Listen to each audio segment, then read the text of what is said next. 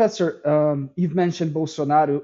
In Brazil, the Supreme Court is about to judge Jair Bolsonaro for leading an attempted coup following his defeat in 2022 election. Some analysts say Brazil is doing what the United States failed to do with Donald Trump after January 6, 2021.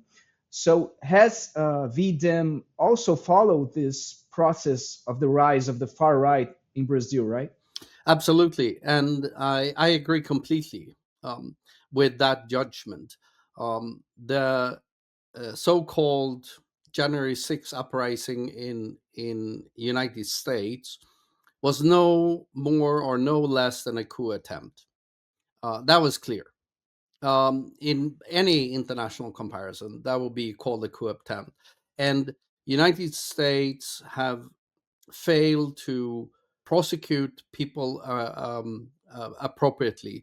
And Donald Trump, first day in office, even gave clemency to the 1,500 people involved in this, including those who were part of beating up police officers and so on and so forth, storming the Capitol, saying they would hang the vice president.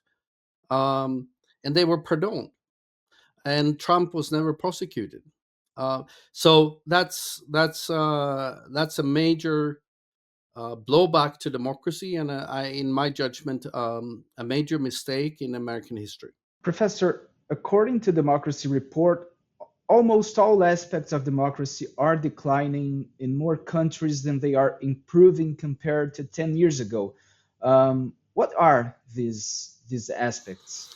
Yeah, so it's a very steep increase in the last, especially 10 to 15 years, of countries in the world that are autocratizing.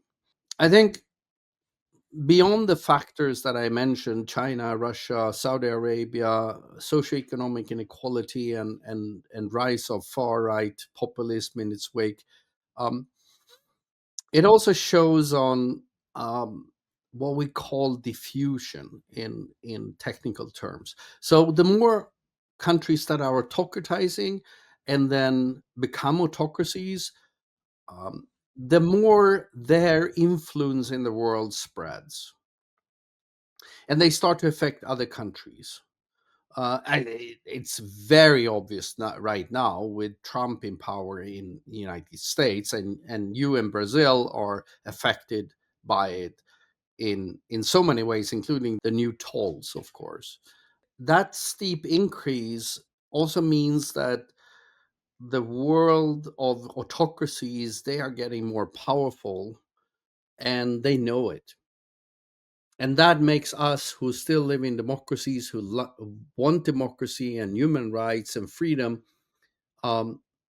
we should become even more concerned. And Professor, the results of Democracy Report 2025 concerned the scenario that existed up to the end of 2024. But I get from what you said in this interview that Donald Trump's inauguration and the way he has governed in his second term really concern you. So how concerned are you, Professor, with Donald Trump's second term in the United States? Very concerned. In my judgment, United States no longer qualifies as a democracy. It has joined the fray of what we call electoral autocracies. So it still has the trappings of democracy, but the institutions don't work anymore. We did a scientific analysis of this published in a international journal, Democratization, scientific journal, and that was after about 3 months in power.